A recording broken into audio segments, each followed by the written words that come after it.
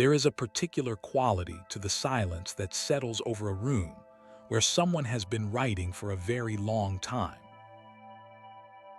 It is not the silence of emptiness.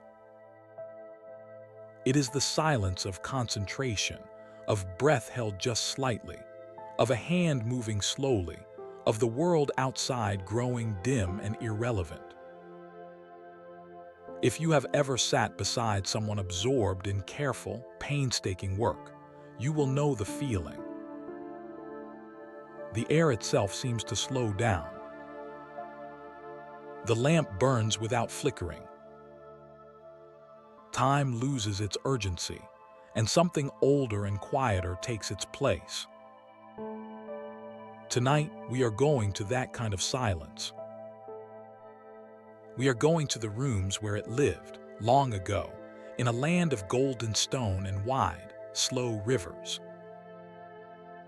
We are going to sit beside the scribes of ancient Egypt, those patient, ink-stained men who bent low over papyrus by the light of small oil lamps, hour after hour, season after season, copying out the words that their civilization believed could carry a soul safely into the next world. We are going to watch their hands move. We are going to breathe their air, which smelled of linseed oil and dried reed, and the faint mineral scent of pigment ground on stone. There is no hurry here. There never was in those rooms. Let the night settle around you now, as it settled around them then, and let us drift together into that long, slow, beautiful silence. The boy who would become a scribe began his education in the early morning, before the heat of the Egyptian day had fully arrived.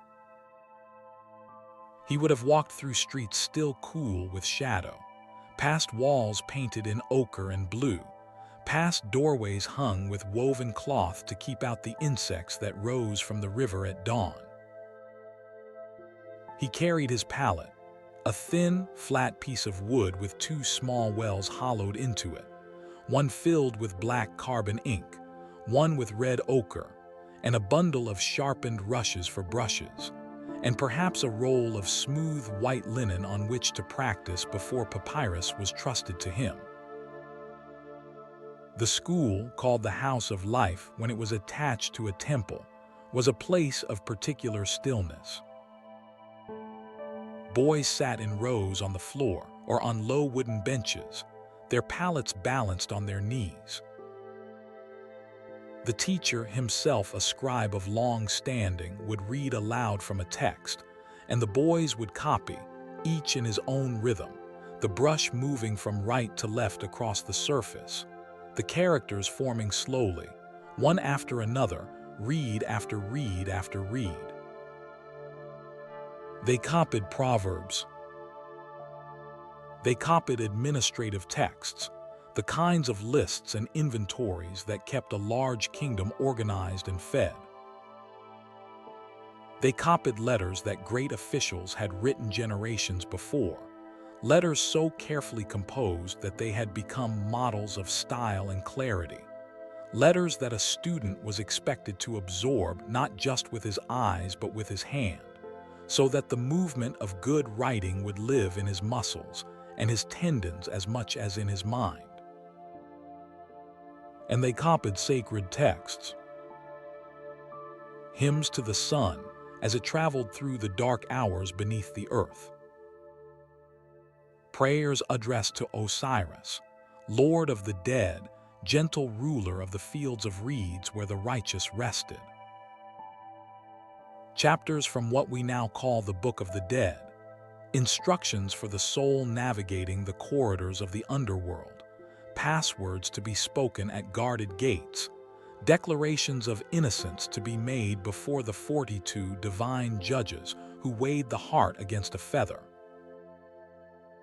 These texts were not approached carelessly. To write them was itself an act of devotion, and the scribe who copied them was expected to do so in a state of ritual cleanliness, having bathed and spoken the appropriate prayers before taking up the brush. The words were alive, in a sense that our modern understanding of language does not quite capture. In ancient Egypt, the written word and the thing it named were bound together in ways that made writing an act of creation, not merely of recording. To write the name of the sun was, in some small but genuine way, to summon the sun. To write the name of the god was to open a channel between the visible and the invisible. The scribe understood this, and it made his work feel always like something more than a job.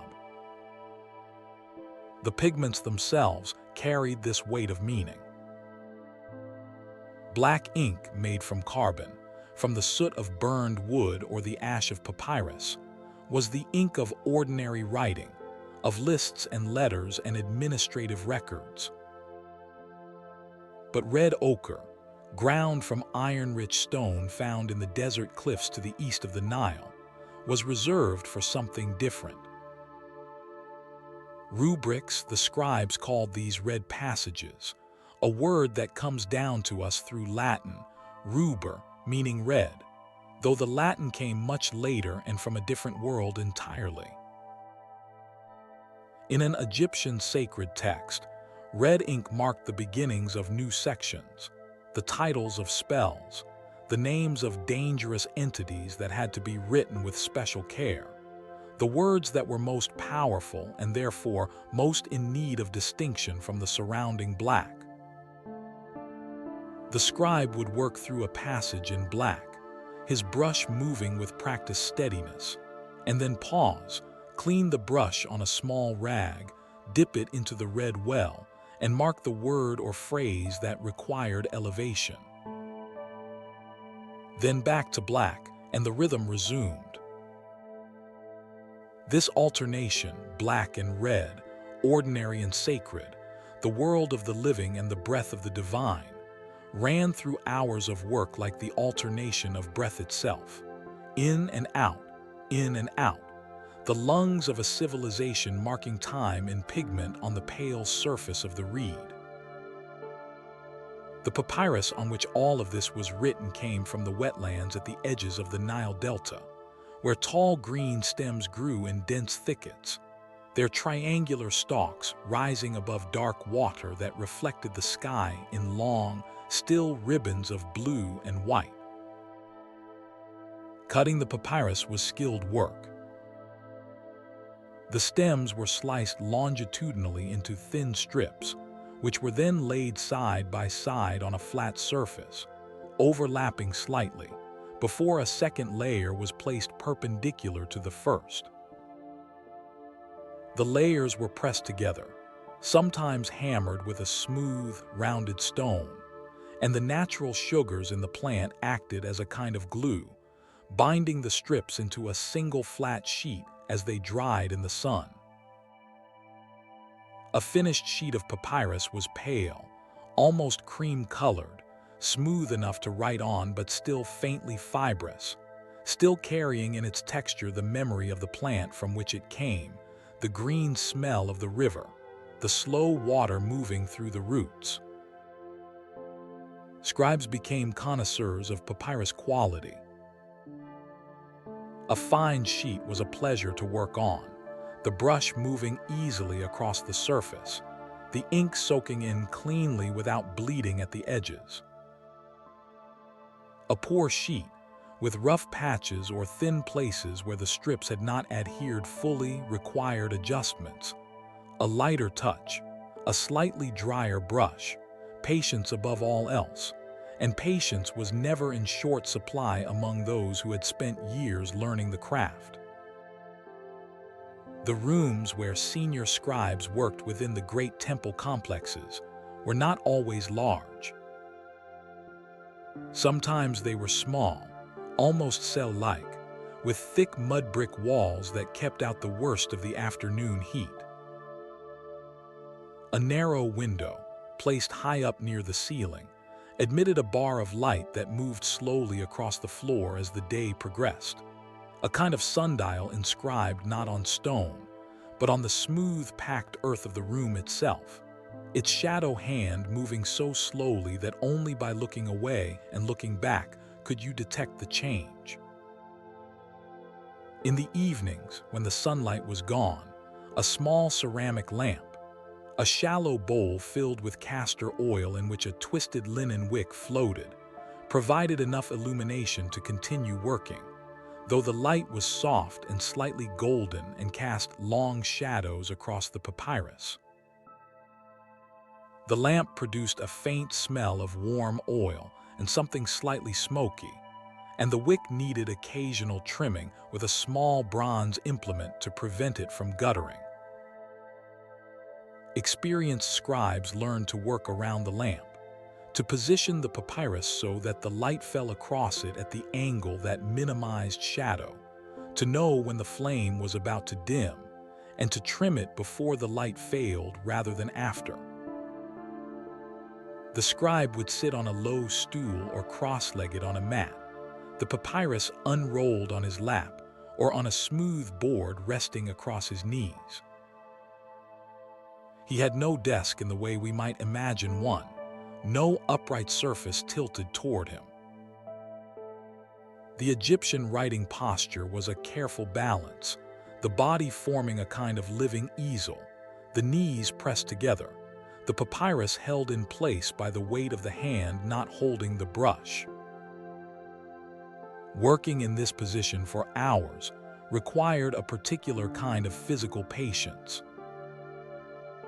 The back would ache across the shoulders, where the muscles of leaning forward accumulated their slow, dull grievance. The neck would stiffen, particularly toward the end of a long session, when the head had been inclined over the work for too long without rest. The hand holding the brush would cramp if the scribe did not periodically set down the brush and flex his fingers, pressing the palms together, stretching the tendons, shaking the wrist gently until the blood returned to the smaller muscles. But there was also, in the long hours of this repetitive work, something that the scribes themselves seemed to have valued, a state that we might now call flow, that quality of deep absorption in which self-consciousness dissolves and the hand and the text become one continuous movement.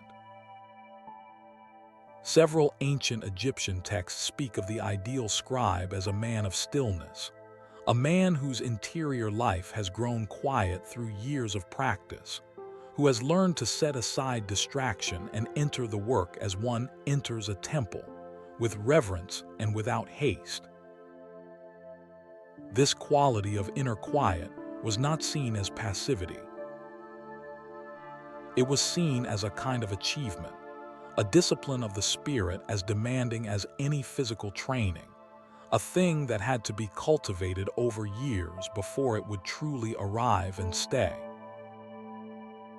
The texts they copied were ancient even then.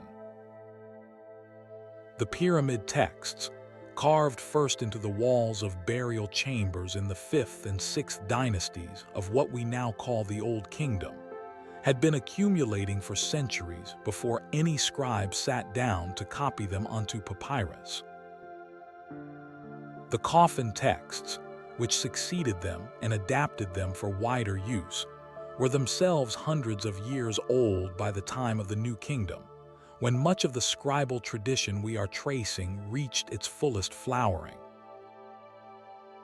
A scribe working in the time of Rameses the Great was already copying texts that felt to him like transmissions from a distant and almost mythic past, which is itself a strange and softening thought, that even 3,000 years ago, people understood themselves to be inheritors of something very old, something handed down through so many pairs of hands that the original pair was impossible to imagine. The hieroglyphic writing system, which was used for sacred and monumental texts, while a cursive form called hieratic was used for everyday scribal work, was itself a matter of deep cultural pride. The Egyptians called their writing the words of God, Meditative, and believed that the art of writing had been given to humanity by Thoth, the ibis-headed deity of knowledge and the moon, who was also the divine record-keeper, the one who weighed the words as the scales of judgment weighed the heart. Statues of Thoth stood in the corners of some scribal rooms, small figures of faience or carved limestone, the ibis beak slightly inclined as if the god himself were reading over the scribe's shoulder, attending to the same slow work. Whether the scribes found this comforting or slightly unnerving is a matter we cannot know with certainty. But the presence of the statue was understood not as surveillance, but as companionship, the god of writing accompanying the man of writing through the long hours, the two of them breathing the same lamp-scented air, moving together through the day's allocation of pages. There was a particular category of text that occupied a large portion of a senior scribe's life, the funerary papyrus, commissioned by families of means for their deceased loved ones, to be placed within the wrappings of the mummy or laid beside the body in the tomb. These were substantial works, sometimes many feet in length when unrolled, decorated with vignettes, small paintings illustrating the scenes described in the text, and written in careful columns of hieroglyphic or hieratic script. The lines ruled faintly in advance with red string drawn across the surface. The most elaborate papyri were individualized. The name of the deceased was written in the spaces left blank for that purpose, the specific spells chosen to reflect the person's particular anxieties and hopes about the journey ahead. A scribe producing such a document for a wealthy family might spend weeks on a single papyrus, calculating the layout with care, ruling the guide lines, sketching the vignettes lightly in brush before painting them with careful washes of mineral pigment, writing and rewriting passages until the text flowed without error. But many funerary papyri were produced in a more standardized way. Workshops attached to temples kept large stocks of partially completed papyri, the standard spells already written out in neat columns, the spaces for names left blank, the vignettes partially painted and awaiting their final colors.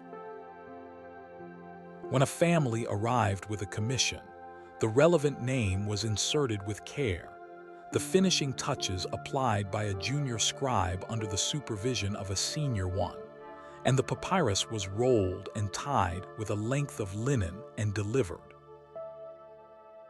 This was not cynical, it was practical, and the words themselves remained the same words, the same ancient formulas that had been tested by generations of use, that had guided souls through the hall of judgment and out the other side into the fields of Aru, where the wheat grew tall and the river ran clear, and the dead worked their plots of land in a country that resembled Egypt so closely that the transition seemed less like an ending than a relocation, less like death than like a long journey to a familiar and beloved shore. The scribe's life moved with the rhythm of the river. The Nile's annual flood, the inundation that the Egyptians called Akhit, arrived each summer, covering the fields with brown water and the thick black silt that made them among the most fertile in the ancient world. During the flood season, agricultural work stopped. The fields were underwater. The farmers came to the cities and worked on the great building projects that required their labor, or rested, or waited. But the scribes continued. The scribal year had no off-season. The texts needed copying regardless of what the river was doing, and the administrative machinery of a large kingdom needed constant attention. Records of grain stores, inventories of temple offerings, accounts of labor performed on the royal building projects, lists of workers and their rations and their days of rest. The Egyptians maintained a calendar of 3 seasons, each 4 months long. Akhet was the flood. Perit was the growing season, when the water receded and left behind its fertile deposit, and the farmers went out to plant their emmer wheat and barley and flax in the black, yielding earth. Shemu was the dry season, the harvest, the time of gathering in. Each season had its own character, its own duties, its own particular quality of light and air. The scribes noted the changes, the smell of the air shifting as the flood arrived, the particular amber haze that settled over the delta in the dry months, the way the shadows fell differently in winter than in summer, longer in the early morning, sharper at midday. And some of these observations found their way into the texts, not as explicit descriptions but as background color, as the atmospheric context through which the sacred words moved. There were also the festivals, the great ritual gatherings that punctuated the year and briefly transformed the temples from places of quiet work into places of music and procession and public ceremony. The scribes had roles in these events, recording the inventories of offerings, noting the quantities of bread and beer and incense consumed, documenting the words spoken by the priests at the moment of ritual. But mostly they watched from the edges, their palettes in their arms, observing the spectacle with the slightly detached air of people for whom the visible world is always also a text waiting to be transcribed. Beyond the temples and the palaces, beyond the administrative centers where the great bureaucratic machinery of the kingdom turned on its slow axle, there were other places where writing lived and scribes worked in quieter obscurity.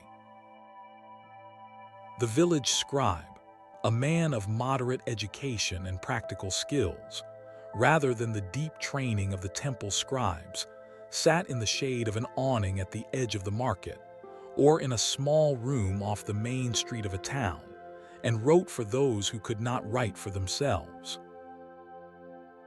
He wrote letters for farmers to distant relatives, carrying news of births and harvests and the health of cattle. He wrote petitions to local officials requesting relief from excessive taxation or compensation for goods damaged in a flood. He wrote simple contracts for the transfer of goods or the rental of land, documents that recorded agreements between neighbors and gave them the weight and permanence of the written word. He read letters aloud to those who received them, translating the formal script into the everyday speech of the recipient, sometimes softening bad news, sometimes elaborating on meager messages to give the listener something to hold. These village scribes left fewer traces than their temple counterparts.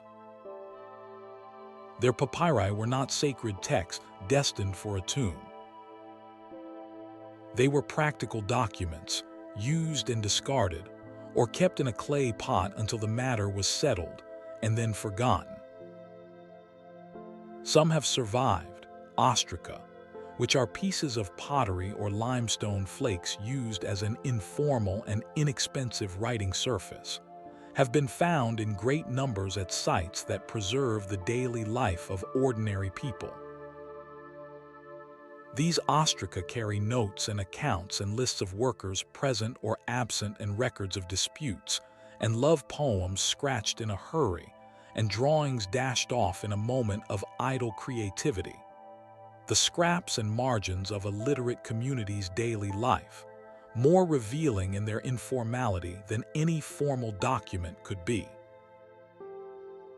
The village of Deir el-Medina, on the west bank of the Nile near the Valley of the Kings, is itself a remarkable window into what scribal culture looked like outside the great institutions.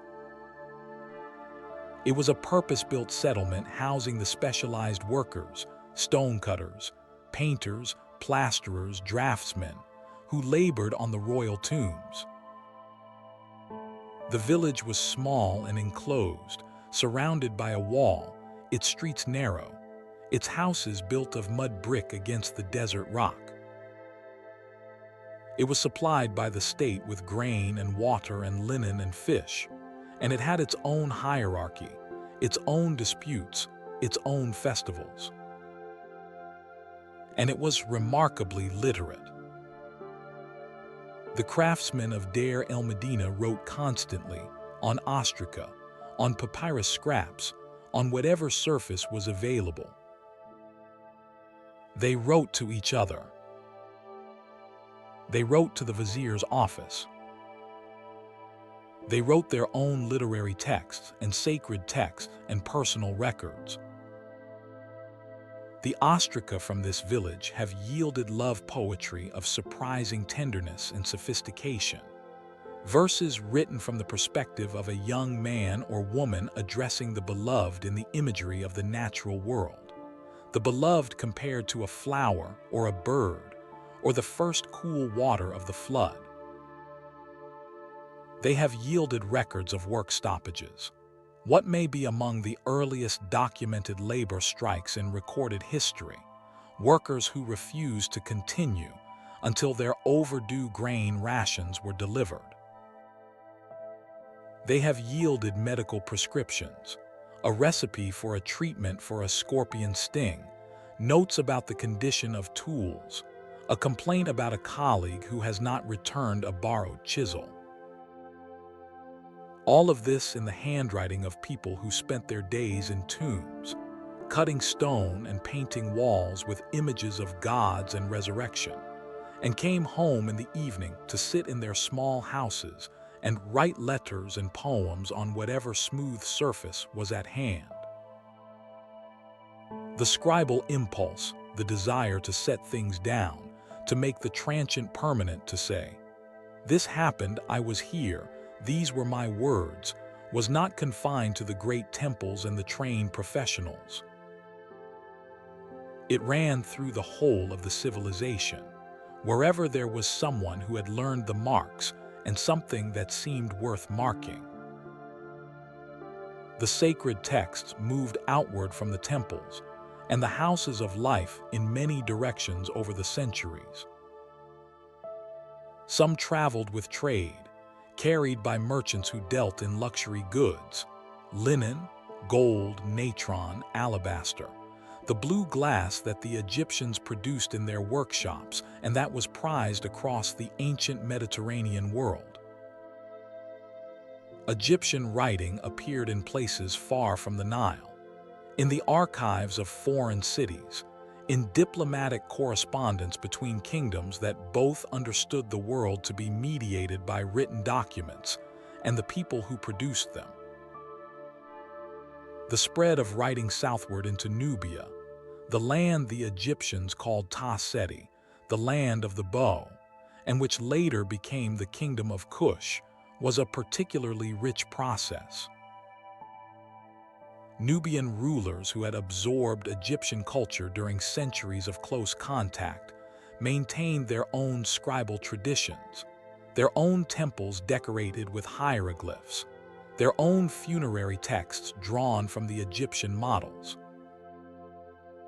The royal tombs at Meroe, built centuries after the height of Egyptian power, still show scribal figures carved in relief on the walls, still reference the same texts, the same spells, the same careful declarations before the judges of the dead. And the Meroitic script, a writing system developed in Nubia that adapted the hieroglyphic model to their own language, represents one of the most independent and creative acts of scribal inheritance in the ancient world. A civilization taking someone else's technology and making it entirely their own. Further to the northeast, across the Sinai and into the land of Canaan, the influence of Egyptian scribal culture wove itself into the origins of what would become the alphabetic tradition. the family of writing systems from which most of the world's scripts ultimately descend. The early alphabetic inscriptions found in the Egyptian desert, dated to roughly 4,000 years ago, appear to have been made by Semitic workers in Egypt who had encountered the hieroglyphic system and devised a simplified version of it, taking certain hieroglyphic signs and using them purely phonetically, each sign representing a consonant sound rather than a picture of a thing. From this humble beginning, workers scratching signs on a cliff face in the desert, in the same patient way that their Egyptian counterparts scratched records on ostraca. The chain of inheritance runs through Phoenician and Aramaic and Hebrew and Greek and Latin, and eventually to the letters with which these words are set down, the letters you are hearing now, drifting toward you through the dark. It is worth pausing here, in this long and gentle consideration, to think about what it meant to spend a life in such work. The daily reality of scribal life was also, simply, long hours of careful, repetitive labor. Copying a text you have already copied 100 times. Grinding ink. Trimming rushes. Rolling and unrolling papyrus. Sitting still in a warm room while the afternoon passed outside and the sounds of the city, the voices of market sellers, the lowing of cattle, the creak of boat rigging on the river, drifted through the high window and dissolved in the air above the lamp. Ink stains on a scribe's fingers were considered a mark of dignity, not of dirtiness. In a society that had a high regard for cleanliness, Egyptians bathed frequently, used natron as a cleansing agent, shaved the head and eyebrows as part of priestly practice. The ink stain was the one permissible impurity, the badge of a craft that was also a calling.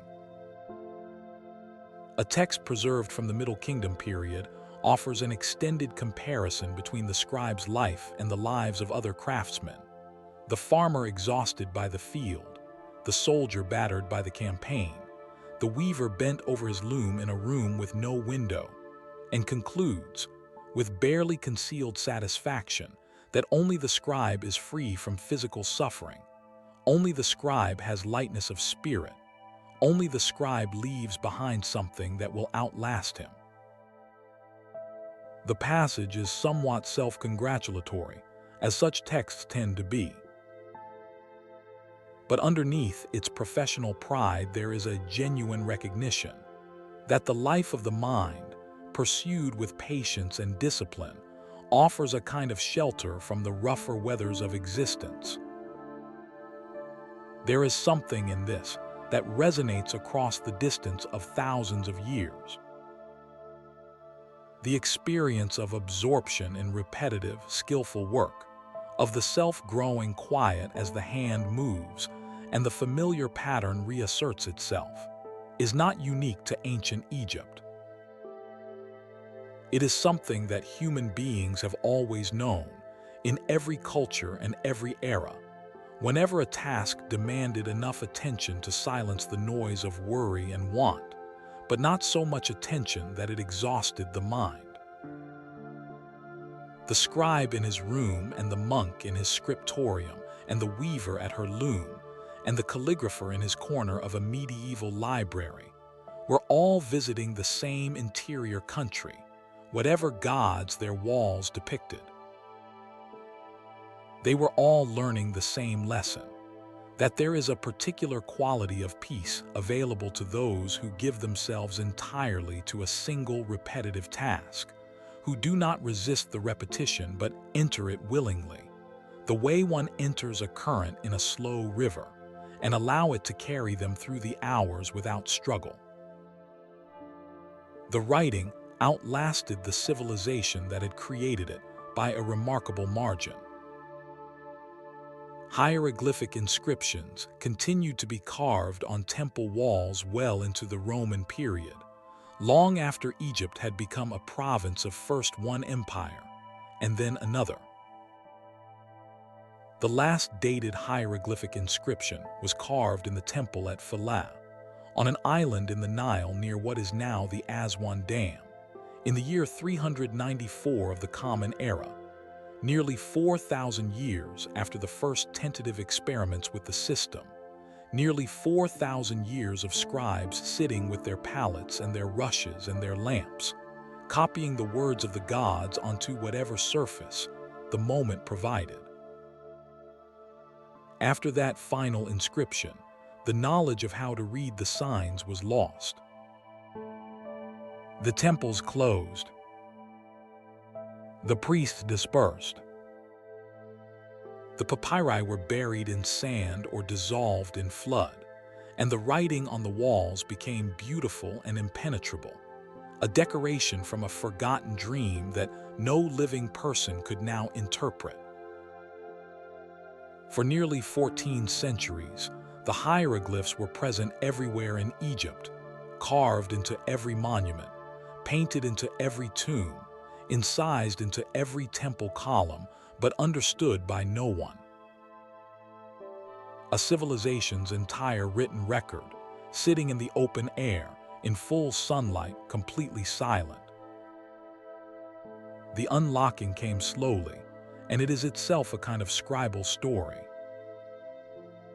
The Rosetta Stone, found by soldiers during the French expedition to Egypt in 1799, a slab of dark granodiorite bearing the same royal decree written in 3 scripts, provided the key. The Greek could be read.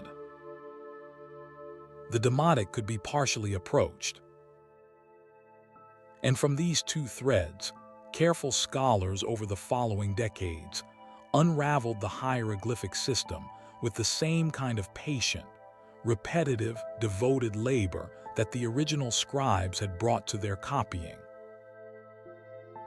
Jean-Francois Champollion, who had spent his entire adult life preparing for this single act of intellectual work, who had taught himself Coptic, the most recent form of the Egyptian language, specifically so that he would have the phonetic key he needed, made the decisive breakthrough in 1822. He wept, it is said, when the system finally opened itself to him. He ran from his study and collapsed in the street. The weight of what had been returned to the world was not a small thing. Every inscription, every funerary papyrus, every hymn carved into a temple wall,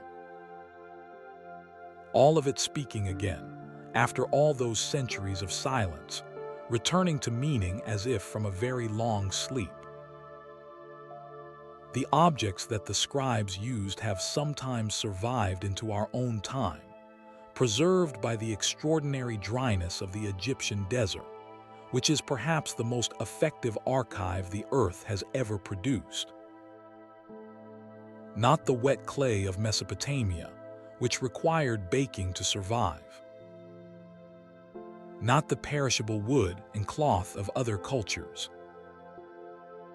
but the desiccated silence of a desert that has been drying for 10,000 years, in which organic matter left sheltered from rain simply loses its moisture and lies still, unchanged, decade after decade and century after century, until someone disturbs the silence with a trowel and a brush. A wooden palette found in a museum case, its 2 inkwells still faintly stained with carbon and ochre, its surface smooth from years of hands resting on it, tells a quiet story. The smoothness is not just from use, it is from a specific kind of repeated contact, the heel of the palm settling into the same position day after day, the wood yielding imperceptibly each time until it has taken the exact shape of that particular hand. A bundle of rush pens, their tips slightly worn, carries in its frayed ends the evidence of how hard a scribe pressed, what angle he held the brush, how quickly or slowly the words emerged. A fragment of papyrus no larger than a hand, its text incomplete, its edges furred with age, carries within it the last remnant of someone's work, someone who sat in a warm room in the light of a lamp and made these marks with attention and care and a feeling that the words mattered. These objects do not speak loudly. They never did. They are the residue of patient, repetitive, devoted labor, the kind of labor that does not announce itself, that simply continues day after day, adding line to line and page to page and year to year, building up the written record of a civilization the way a river builds up its delta slowly, without drama, through the steady accumulation of small deposits. The scribe who held that pallet did not know that we would one day find it. He was not writing for us. He was writing for the dead man whose spells needed to be correct, for the God whose name needed to be properly formed, for the tradition that had handed down its forms across generations and expected them to be handed down again. He was writing because writing was his life's work, and a life's work, done well and with attention, has a kind of gravity that persists long after the person is gone. Let the lamp gutter now, as all lamps must. Let the room grow quieter, the city outside the wall growing quieter too, the market sellers gone home, the cattle settled in their pens, the river moving in its ancient, unhurried way through the dark. The scribe has set down his brush. He has cleaned it carefully on a strip of linen, rolled the papyrus, weighted it with a smooth stone to keep the edges from curling. He has covered the ink wells with small clay lids to keep the pigment from drying in the night air. He is tired in the way that good work makes a person tired, not depleted, but settled, as if the hours of attention have laid something quietly to rest inside him, some restless part of the mind that needed the discipline of the brush and the text to finally grow still. He sits for a moment in the dimming light before rising, his hands resting open on his knees, his eyes moving without urgency over the last lines he wrote tonight, reading them back to himself not for correction, but for the simple pleasure of seeing the words there, fixed and complete. The brush strokes dry now, the ink absorbed into the papyrus and become permanent. He will sleep. Tomorrow he will rise before the heat and walk again through the cooling streets, carrying his palette, entering the same room, unrolling the same kind of text, taking up the brush and beginning again from where he left off. The text does not end. It continues, as the river continues, as the seasons continue, as the stars continue in their slow turning above the temple roof. There is always another page. There is always another spell to be copied, another name to be inscribed, another declaration of innocence to be set down in careful columns for a soul that will need it when the time comes. This is the life. This has always been the life. And somewhere in the long corridor of time, in a place where all the lamps of all the ancient rooms still burn together in one soft and steady light, the scribes are still at work. Their hands are still moving. The ink is still wet on the most recent character. The papyrus is unrolled and flat and waiting for the next line, and the night outside the high window is full of stars that have not changed their positions in any way that a human eye could detect.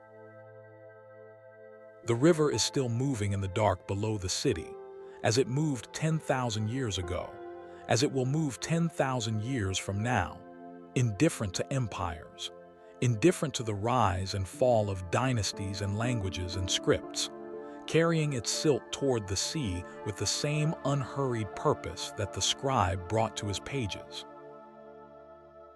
Rest now. The words are safe. They have been copied 1,000 times and more by patient hands in warm, quiet rooms, and they will be copied again.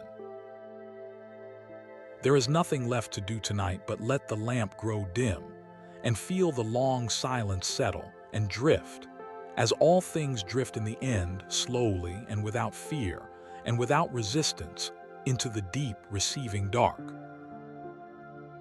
But before the dark fully takes us, let us linger for just a little while longer in those rooms, not the grand scriptoria of the great temples, but the quieter ancillary spaces where junior scribes worked under the half-watchful eye of senior colleagues, where the air smelled of cedar oil used to preserve the papyrus rolls, and where the soft sounds of brushwork filled the afternoons like a kind of music.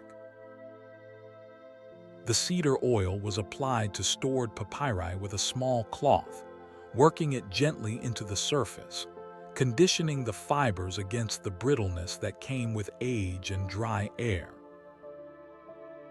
It was a task often given to the most junior scribes, who were not yet trusted with the actual writing, but who could be trusted to handle the scrolls carefully, to unroll them and roll them again without cracking the surface, to apply the oil in long, smooth strokes that ran parallel to the direction of the fibers. It was meditative work, this conditioning of old scrolls, work that required attention but not intense concentration, and in which the hand and the eye could be occupied while the mind drifted, not quite thinking, not quite asleep, floating in the space between the two that seems to be where the deepest rest occurs. The scrolls themselves were kept in pottery jars sealed with linen and clay, or in wooden chests with carved lids, or simply stacked in niches cut into the mud brick walls, each roll resting horizontal, its end facing out so that the label attached there, a small strip of papyrus giving the title of the text, could be read without removing the scroll from its place. Scribes who worked in these storage rooms became familiar with the physical feel of each text, the weight and diameter of each scroll, the way a very old scroll felt different from a new one, more fragile at the edges, slightly stiffer despite the oil, the fibers having compacted over time into something denser and more brittle than papyrus in its youth. There were texts in these archives that no living scribe had read from beginning to end. Very old scrolls that had been copied but not opened, preserved out of reverence for their age, their contents believed to be too sacred or too potent for casual reading. They sat in their jars in the dark, breathing their cedar smell, holding their words in the patient way of very old things that have survived by not being disturbed. The longest texts were copied in stages, a chapter at a time, with breaks between sessions to allow the ink to dry thoroughly before the next portion of the scroll was unrolled and laid flat. During these breaks, the scribe might eat a simple meal of bread and dried fish, and perhaps a few green onions, washed down with a cup of beer, which in ancient Egypt was a thin, slightly fermented beverage made from emmer wheat, more nutritious than intoxicating, a staple of every working person's diet from the highest official to the lowest farmer. The eating was done away from the work.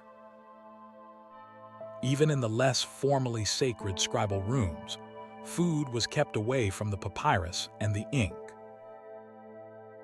This was both practical, a spilled cup of beer could ruin hours of careful work, and symbolic, a recognition that the space of writing was a different kind of space from the space of daily bodily life, that crossing between the two required a moment of transition, of putting down one thing before taking up the other. After eating, the scribe might rest for a short time, not sleeping, but sitting quietly, eyes half closed, in the way that people in very warm climates learn to conserve energy through the hottest part of the day. Then back to the scroll, back to the ink, back to the patient, repetitive, absorbing work of making the marks that carried the words that carried the civilization forward into whatever time remained to receive it. The great Egyptian state, for all its apparent permanence, those massive stones, those unchanging hieroglyphs, those columns that seemed to hold up the sky itself, had always been aware of its own fragility. The records of Egyptian history are punctuated by periods of collapse and renewal, the intermediate periods, during which the central authority dissolved and Egypt fractured into competing regions, each with its own local rulers, its own administrative traditions, its own slightly different version of the sacred texts. The scribes who lived through these periods continued their work as best they could, sometimes in reduced circumstances, sometimes in the service of lesser masters, sometimes simply preserving what they could in the hope that a better time would come. And it usually did. The kingdoms reassembled. A new pharaoh consolidated his authority. The temples were restored and expanded. The houses of life reopened and began training new scribes, who began copying the old texts, who began adding to the archive that their predecessors had left behind. And the cycle continued, the written record accumulating, the tradition deepening, the weight of the past growing heavier and more sustaining with every generation. There is a word in Egyptian, seshesh, that is sometimes translated as the sound of writing, the soft whisper of the brush against papyrus, the almost inaudible rustle of the reed making its mark. It is a word invented from the sound it describes, an onomatopoeia formed in a language that has been silent for more than 1,000 years, and yet which, when spoken by scholars who have reconstructed its sounds, still carries in its syllables something of the thing it names. Zashish. The sound of a brush on papyrus. The sound of a civilization thinking. This is the sound that filled those rooms, day after day and year after year.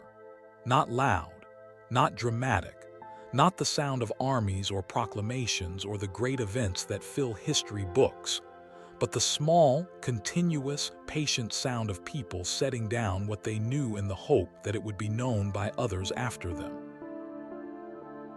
It is the sound, in some form or another, that has never stopped entirely since the first marks were made on the first surface, in the first act of communication that we would recognize as writing, that impulse to press meaning into matter, to say, I was here, and this is what I saw, and I want you to know it too.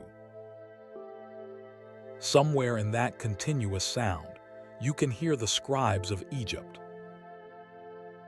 You can hear their brushes moving in the lamplight of 3,000 years ago, their breath steady, their hands patient, the oil lamp burning without drama in its shallow ceramic bowl, the night settling over the Nile Valley like a cloth over a sleeping face.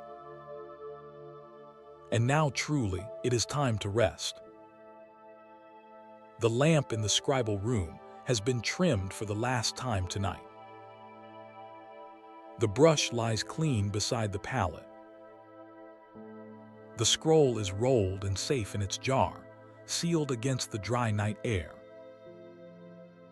Outside, the river moves in its silver darkness, and above the city the stars wheel in their ancient and unhurried patterns, the same stars that the Egyptian astronomers recorded so carefully in their own written columns, the same stars that looked down on the first scribe who ever pressed a brush to papyrus and thought, "This matters, this is worth preserving, this should not be lost." You are resting now, as the scribes rested, as everything rests in the long intervals between one day's work and the next. The words are safe. The pages are complete. There is nothing more to do tonight but breathe, and let the darkness be gentle, and allow the long, slow, patient current of time to carry you where it will. The river is still moving. The stars are still turning. Somewhere always, a lamp is burning in a quiet room, and a patient hand is setting down the words that the next morning will carry forward into whatever world is waiting to receive them. Sleep now. Let it all go. There is nothing here but the soft sound of the brush, and the warm smell of oil, and the long, slow, beautiful silence of a world at rest. Good night.